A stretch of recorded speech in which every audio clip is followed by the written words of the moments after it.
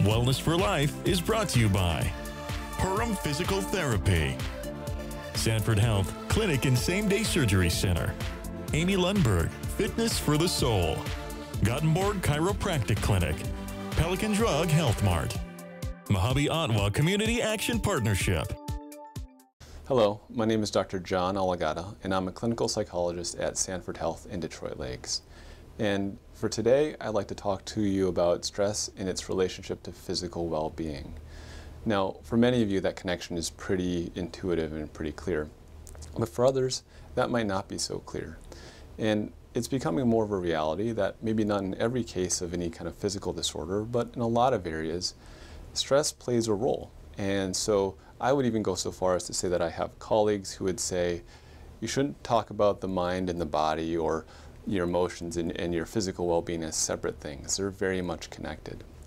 Now, the real reason to bring this up is because I think that the better you are at dealing with your stress or managing your stress level, your overall health will be vastly improved. And so let's talk a little bit about that process. Now, the very first thing, and probably one important concept for you to know, is what we call allostatic load. And what that gets at is that the body has different states, and shifting between those states is okay. So for instance, if you are walking through the woods enjoying nature, you feel very calm and relaxed, that's a good thing. But if a bear jumps out of nowhere, you want to shift into a stress state to survive. You want to run and flee. Now, that's okay. Going from two different states is good for you, it's healthy, it keeps you alive.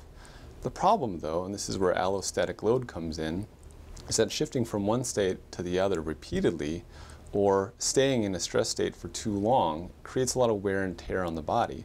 And in the end, that's what we mean by allostatic load, is that it's the burden and the wear and the tear on the body that happens when someone has repeated stressors or is chronically stressed.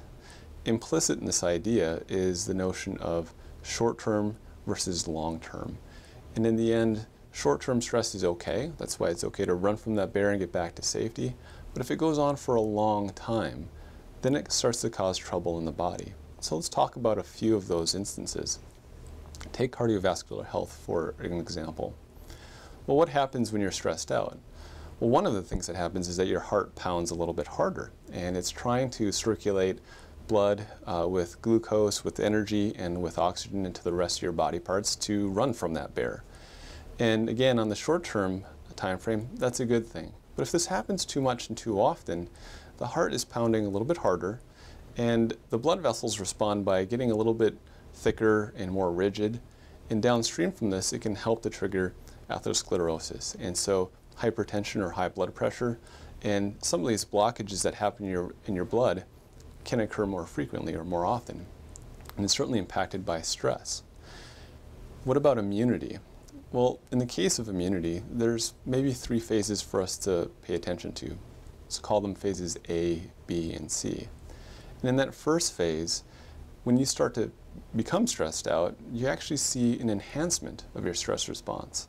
And that's a good thing. It fights off invaders, it keeps your body healthy, and it returns back to baseline. It's phase 2, that's the second phase. And again, on a short-term basis, that's fine and adaptive. But the problem is if that goes on too long, it might shift into phase C, a third phase, which is actually described as being immunosuppressed.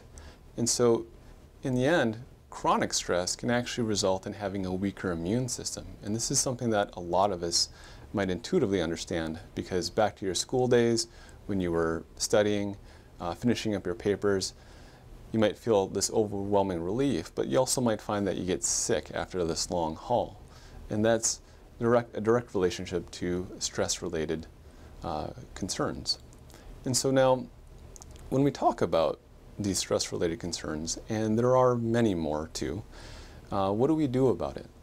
Well, number one, we want to increase our awareness of stress and give yourself permission to relax. One of the things that I think people fall into a trap is not realizing how stressed they are, and they don't really give themselves permission to relax and seek a more pleasurable activity. Secondly, really recommend seeking out good social support. People who care for you and support you can go a long way to managing your stress level and your physical well-being.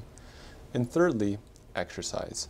Exercise is kind of a no-brainer, but for many reasons it'll improve your mental, emotional, and physical health overall. Now, that might help for a lot of daily stressors, or if stress is kind of a minimal thing in your life, those should do a good job. But if it goes on too long and it's too difficult, or maybe you have some other stress-related health conditions anyways, what you might want to do is visit with your primary care provider and voice your concerns about your stress level and how it might be impacting your physical well-being, and talk through some of the options. And some of those options might include a referral to somebody like myself. As a psychologist, I will work with people on finding ways to cope more effectively with their stress level, or there might be some other considerations, maybe medications as well. So in the end, I think it's to your benefit if you are more aware of your stress level and can seek interventions and coping strategies to help you manage that stress level more effectively. And for anybody who'd be interested in pursuing this a little bit further, feel free to call my office here at Sanford Health. It's 218-846-2000, and ask to talk with either your primary care provider, or if you feel like stress is a really major concern for your life, you can ask to speak with a licensed psychologist or mental health provider. Thank you very much for this opportunity to talk, and support you in all your efforts for good health. Thank you for watching Wellness for Life, brought to you by Perham Physical Therapy, Sanford Health Clinic and Same-Day Surgery Center, Amy Lundberg, Fitness for the Soul, Gothenburg Chiropractic Clinic, Pelican Drug Health Mart, Mojave Ottawa Community Action Partnership,